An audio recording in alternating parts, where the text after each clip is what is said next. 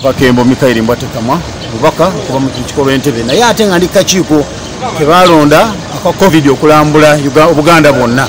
Ntuuse wano nenegomba Bale ndabe eddwaliro lino ekisinza okunsanyusa nti eddwaliro lya Ssaabasajja Kabaka yalitandika nga dispensary yali ku ttaka lya Ssaabasajja Kabaka. So Ssaabasajja Kabaka nga gavumenti yetwagala okujebazaamu ak'enjawulo nti ekitundu kino kyonna emyaka gyonna kibadde kiwagira NRM ne gavumenti yakyo.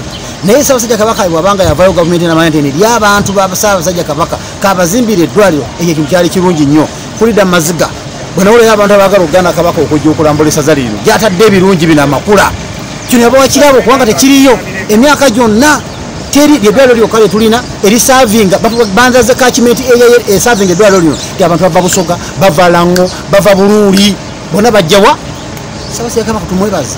Era babanga akola emirimu emirungi bwe gityo twongera okwagira gavumenti ya Ssaabasajja Kabaka tugiwe ensimbi ekulaakulanye ebintu bino kubanga gavumenti ebimu ebisudde bannaggamba. So twagala okwebaza abantu abawataddeyo na deputy Omugerere abadde wano n'atwaga lipooti bwazaakola ebintu bino naye yennyini ow'essaza lino Bugerere twagala okumwebaza omulimu gwakoze ku kitundu kino. Ffe ng'abaka tuzze kulaba nti twongeramu tuti eddwaliro lino live ku LSA Center 4 lifuge ku General Hospital lisobole okuba nga likwata kubanga abantu bangi abaliganyulwamu ate abali mu kitundu kino. Twebale nnyo balire ddala.